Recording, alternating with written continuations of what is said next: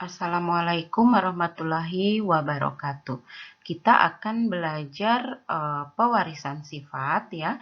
Pewarisan sifat yang pertama kali kita akan pelajari adalah genetika Mendelian ya.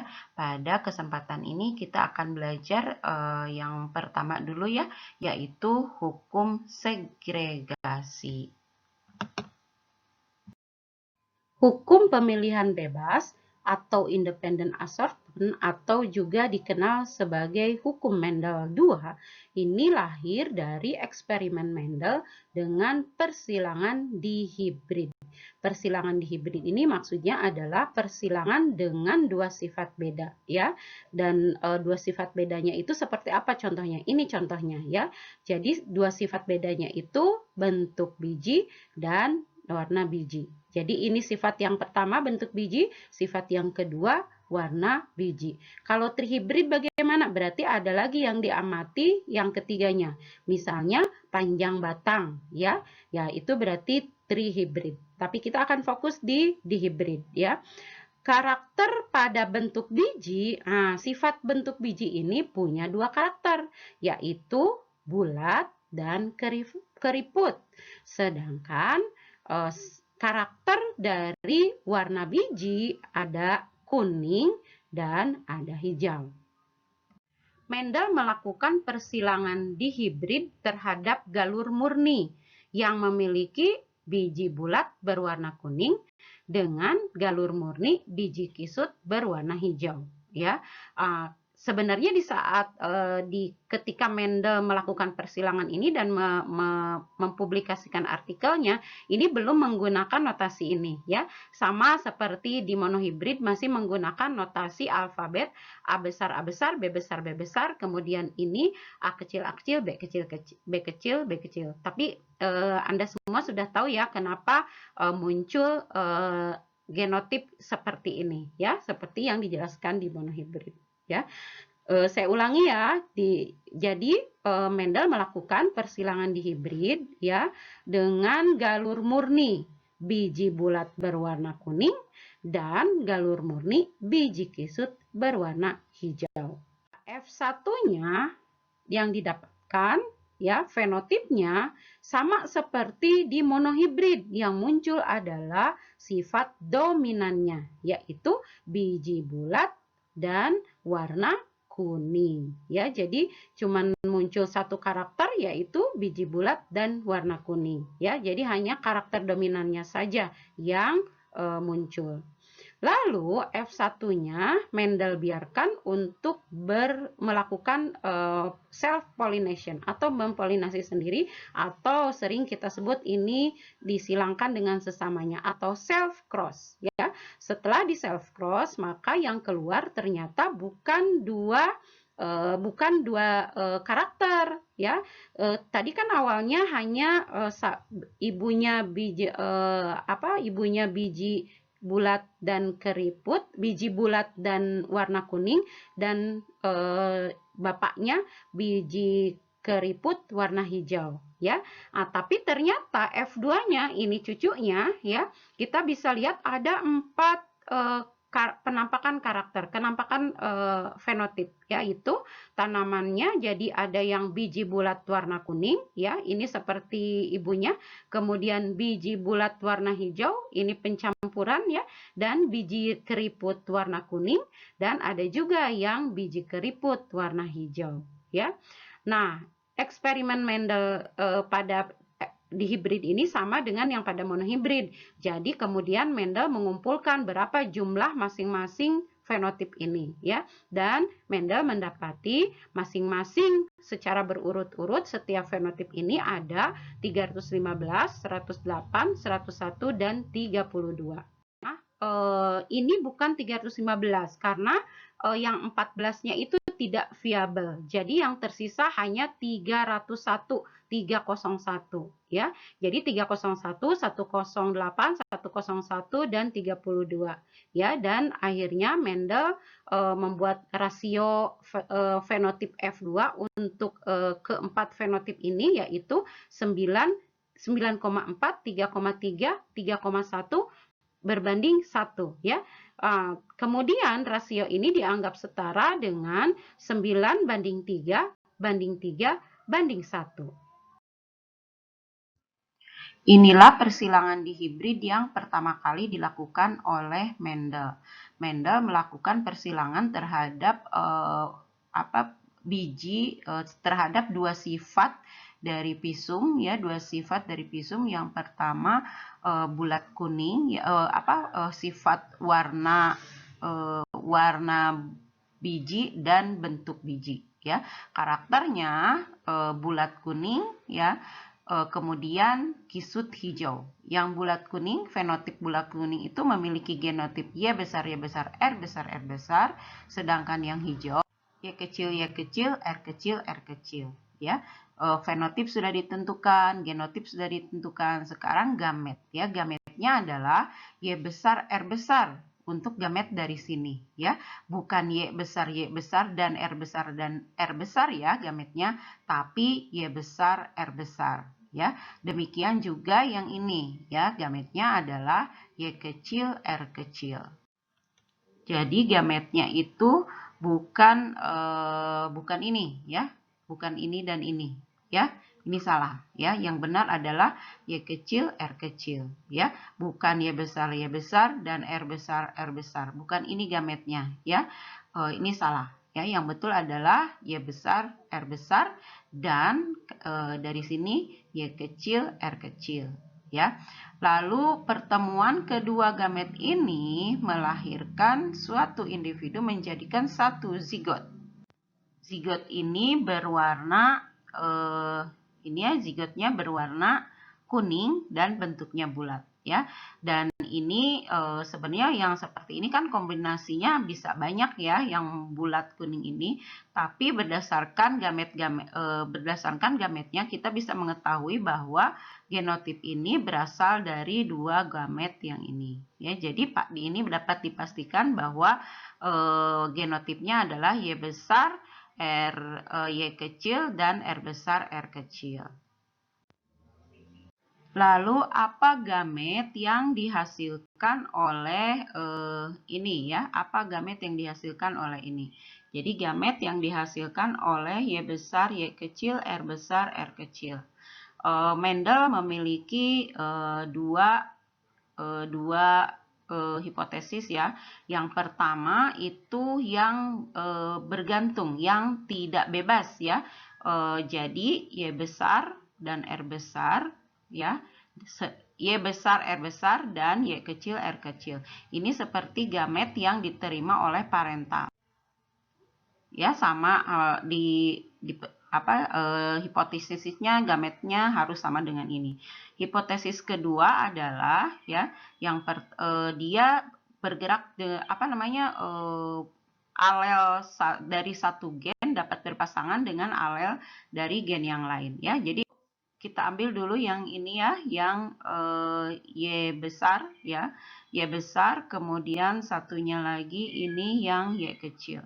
Y besar ini bisa berpasangan dengan R besar dan maupun dengan R kecil. Demikian halnya dengan Y kecil ini bisa dengan R besar dan R kecil. Jadi ini gametnya ada 4, bukan 2 seperti di atas, ya, kalau hipotesis yang kedua. Ya, hipotesis yang kedua itu yang independent assortment. Kalau ini dependent assortment, ya. Jadi gametnya ada Y besar, R besar, Y besar, R kecil, Y kecil, R besar, dan Y kecil, R kecil. Hanya ada 2 gametnya, ya. Maksud saya ada 4 gametnya kalau di independent assortment. Nah, jadi gametnya adalah yang ini, ya. Karena ini persilangannya adalah persilangan dengan sesamanya atau self, maka ini disilangkan dengan yang ini, ya. Anggaplah yang ini dengan Y besar, Y kecil, dengan R besar, R kecil, dengan sesamanya.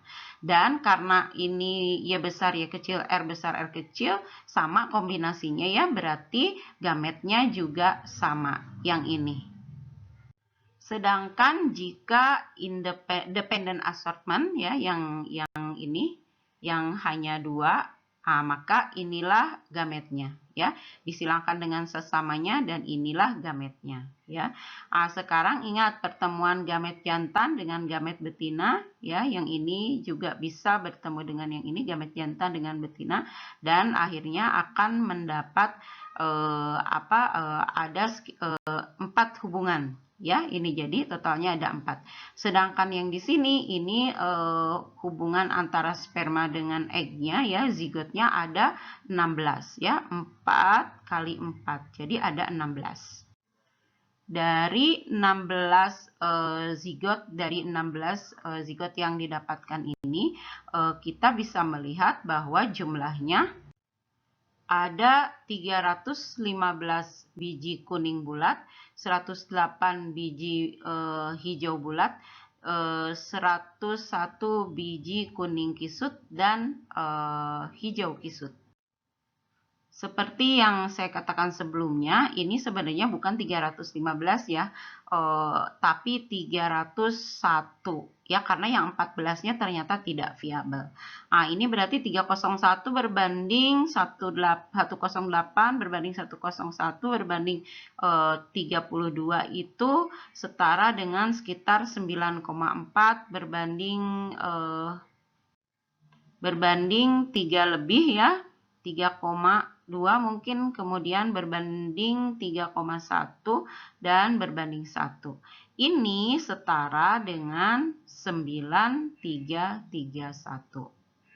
9331 itu maksudnya adalah 9 biji bulat kuning, 3 bulat hijau, 3 kisut kuning, kemudian 1 kisut hijau.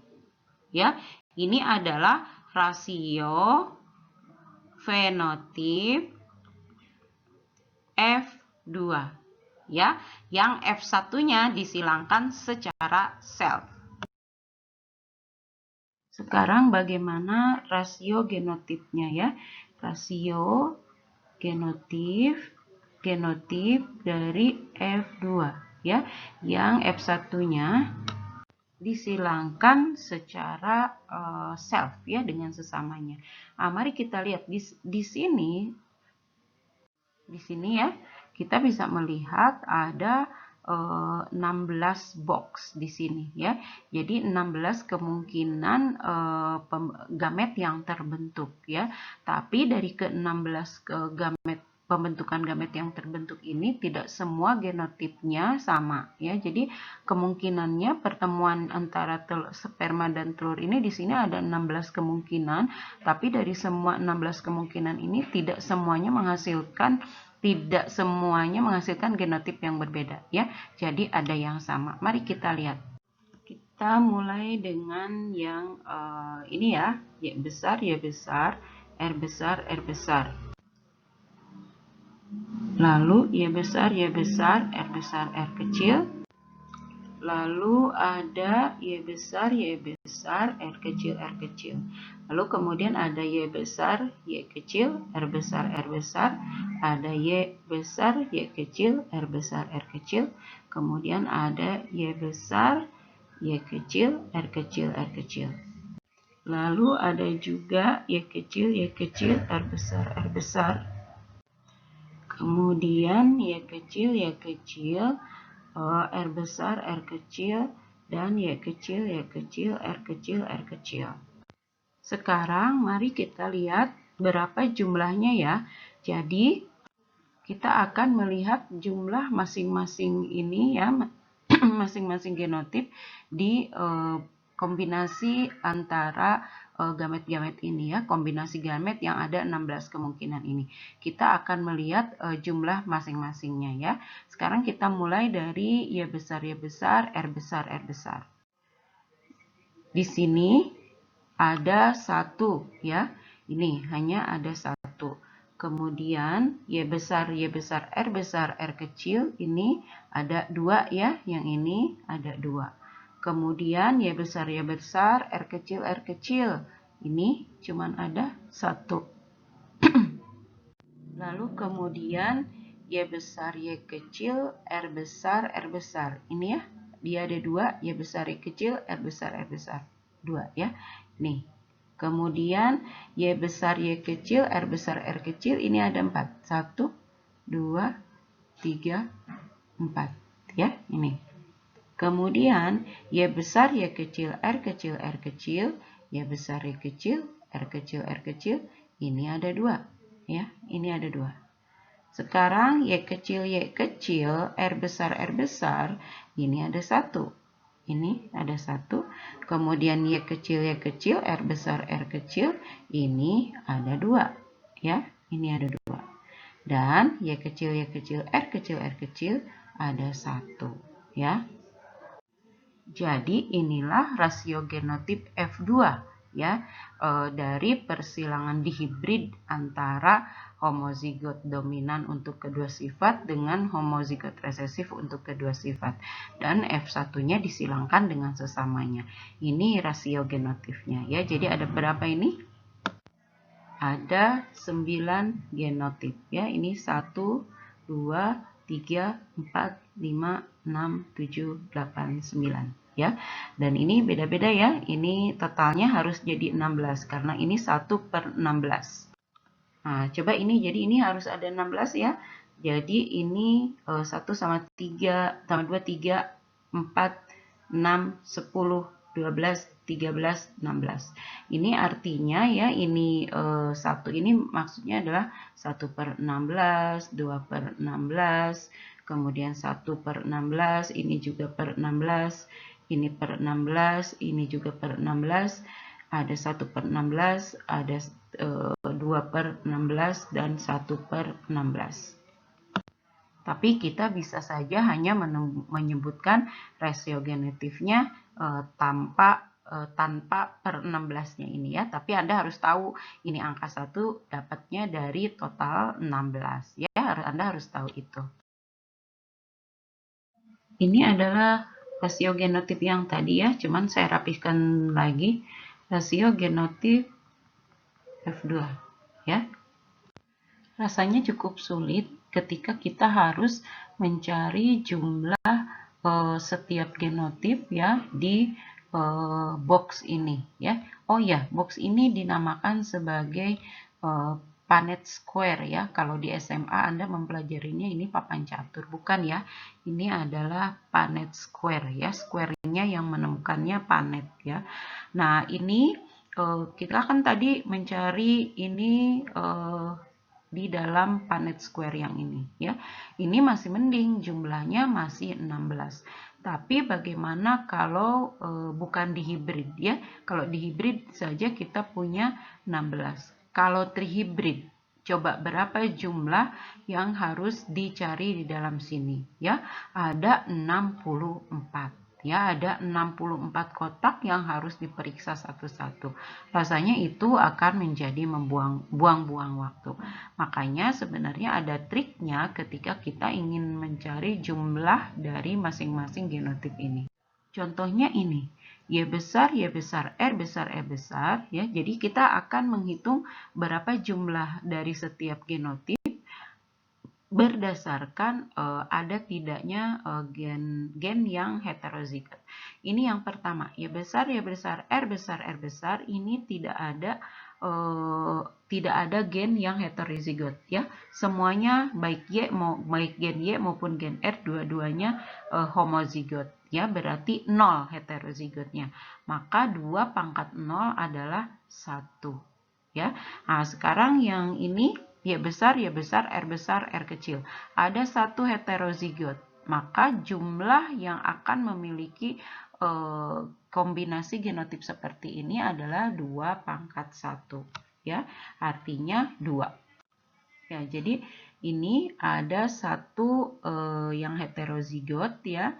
Jadi 2 pangkat 1 sama dengan 2. Kalau ini tidak ada yang heterozigot ya, 0 heterozigotnya nggak ada kan ya. Jadi 2 pangkat 0 sama dengan 1. Yang ini juga tidak ada yang heterozigot. ya.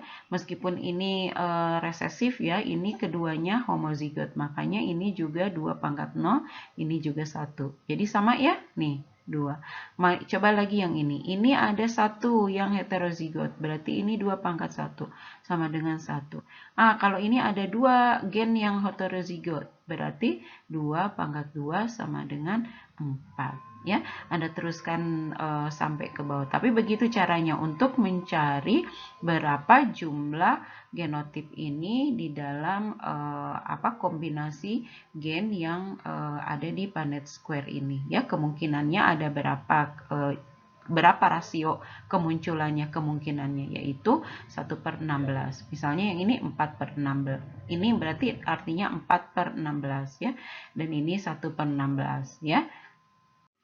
Oh iya, saya ingin Anda betul-betul mengerti bagaimana menuliskan menuliskan semua genotip yang ada di sini ya. Jadi ada 1 2 3 4 5 6 7 8 9. Anda harus betul-betul tahu bagaimana menuliskan kombinasi ini semua. Jadi Anda harus betul-betul tahu bagaimana cara menuliskan 9 kombinasi ini ya, beserta angkanya. Ya, kalau angkanya tidak dihafal, tidak apa-apa ya, asal Anda tahu rumus yang ini. Ya, jadi mengurutkan ini Anda harus tahu persis ya berapa jadi ini ada 9, 1 2 3 4 5 6 7 8 9 ya, ada 9 kombinasi genotip ya.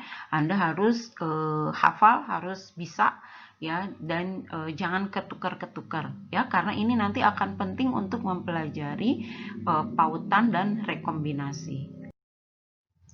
Nah, sekarang perhatikan lagi urutan genotip ini ya. Saya akan mengurutkan ini sesuai dengan fenotip yang akan ditimbulkannya ya. Saya sudah memberi kotak di sini, sudah menandai dengan kotak merah ya. Ini ada 2, ini kotak merah. Kemudian ada kotak yang warna biru ini, dan ada kotak yang warna hitam yang ini dan ini ya. Kemudian ada yang tanpa kotak.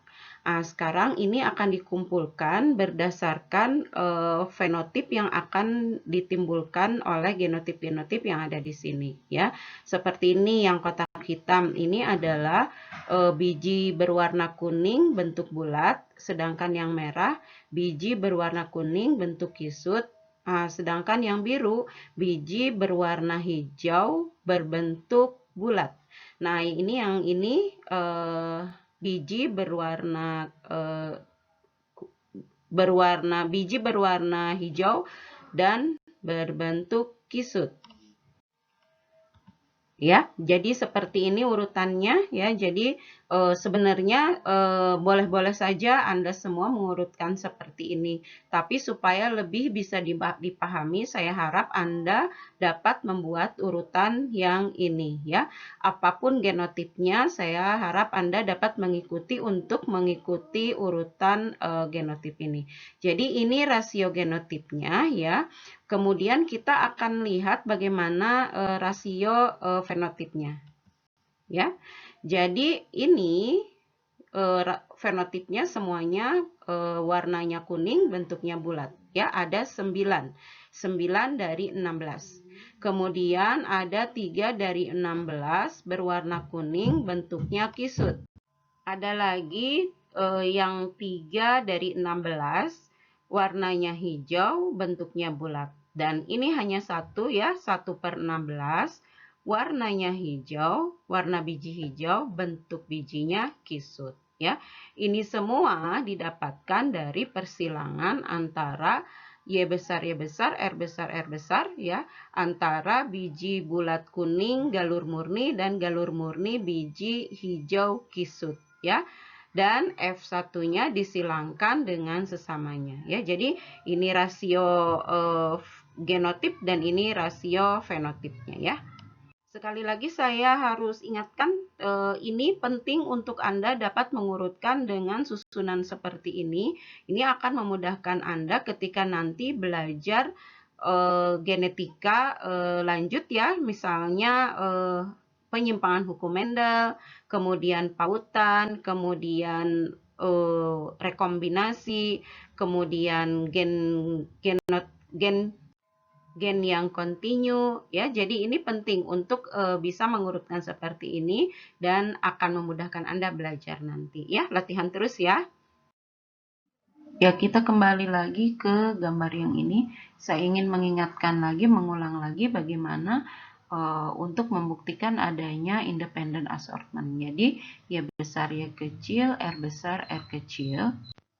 Kalau kita uraikan, ini terdiri dari 4 alel, yaitu ada alel Y besar, ada alel Y kecil, alel L besar, dan alel R kecil.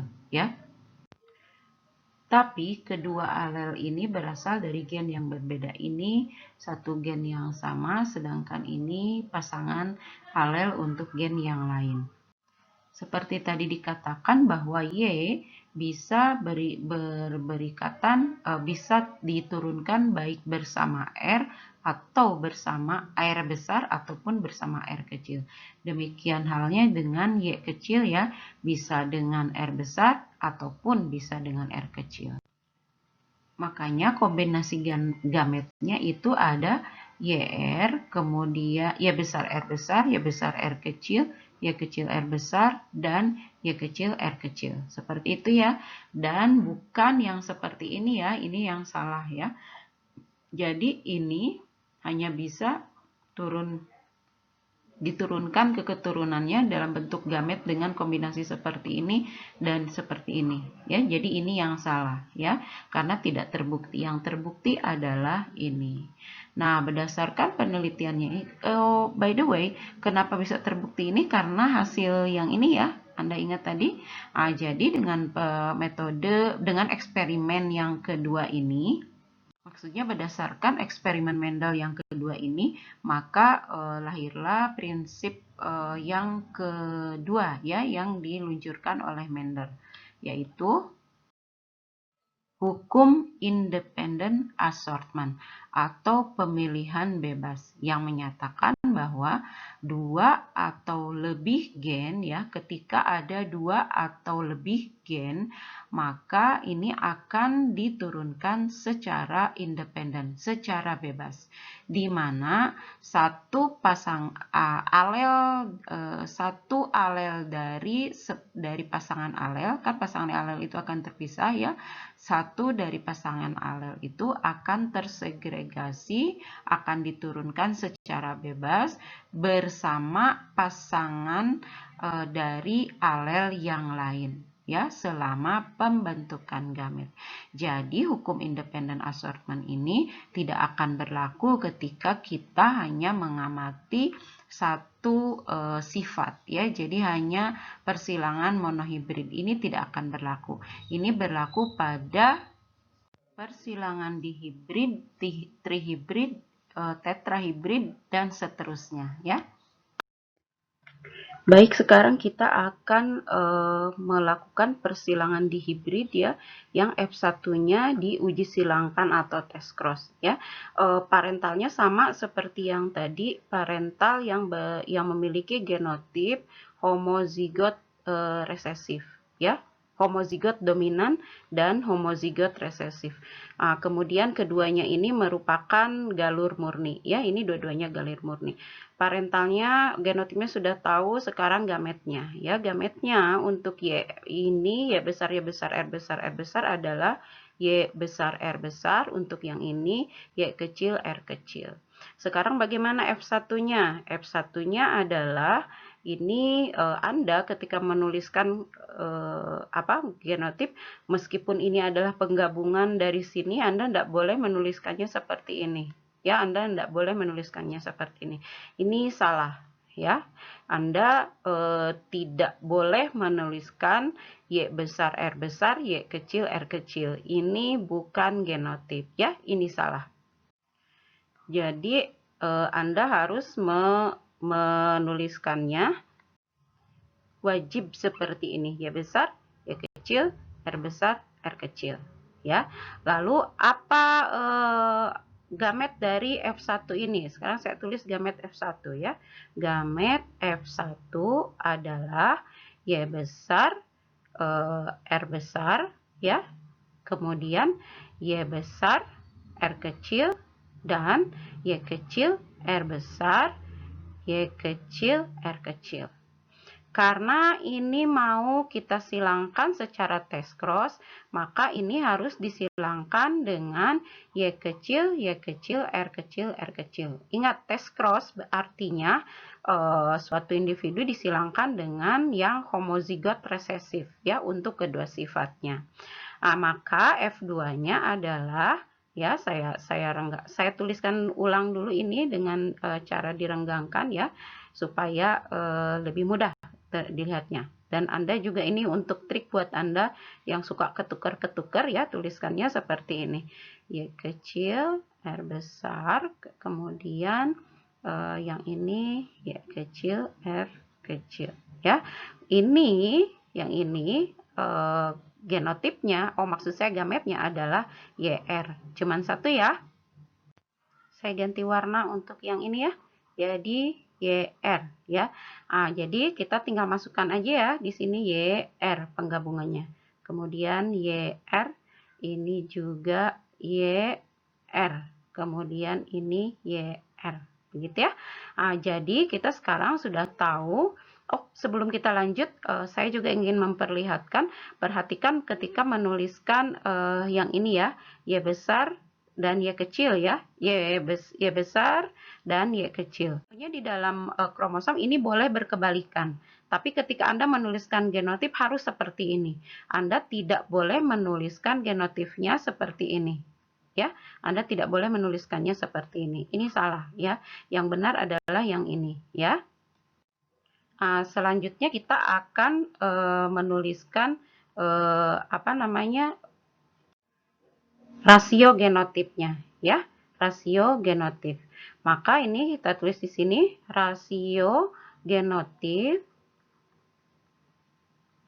F2 adalah 1 Y besar, Y kecil, R besar, R kecil berbanding dengan 1 Y besar, Y kecil, R kecil, R kecil berbanding 1 Y kecil, Y kecil, R besar, R kecil berbanding 1 Y kecil, Y kecil, R kecil, R kecil.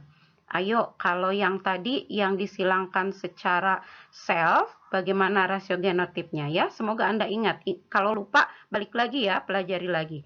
Kemudian rasio fenotipnya, fenotip F2 adalah 1 kuning, saya singkat ya, kuning bulat ya, kuning round. Kemudian yang ini 1 kuning kisut ya. Kemudian 1 yang ini adalah hijau round, hijau bulat ya. Kemudian yang ini 1 hijau kisut ya. Nah, jika Anda sudah mahir, Anda boleh membuat bagan persilangan seperti ini ya. Tidak perlu sedetail yang sebelumnya saya ajarkan kepada Anda. Kalau Anda sudah paham, sudah tidak akan ketukar-tukar, Anda boleh hanya menuliskan seperti ini. Yang penting Anda tahu ini persilangannya maksudnya apa ketika ada pertanyaan-pertanyaan. Oh iya, ada satu juga yang penting, yaitu memberi keterangan fenotipnya ya. Saya lupa, kalau yang ini penting ya. Saya tuliskan dulu. Ini kuning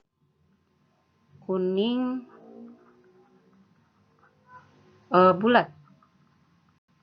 Biji kuning bulat, yang ini biji hijau kisut. Ya, ini parentalnya, jadi ini fenotip, ini genotip, ini gamet ya. Anda boleh tidak menuliskan secara terperinci fenotip, genotip, gamet. Anda boleh tidak menuliskan itu semua. Yang penting pada akhirnya Anda paham ini maksudnya apa. Oh ya, dan satu lagi, di sini saya menuliskannya dengan saya singkat-singkat ya. Kubu, kuki, Anda tidak boleh menuliskan itu ya. Anda tetap harus menuliskan biji kuning bulat. Bahkan kalau bisa lengkap, biji warna kuning bentuk bulat. 1 biji warna kuning bentuk kisut. Ya, harus seperti itu supaya nggak tertukar. Ini supaya cepat saja ya, karena screen saya, pad saya kecil gitu, jadi agak susah menuliskan dengan lengkap ya. Kalau Anda sudah mengerti yang ini, mari kita lihat apa yang harus Anda lakukan.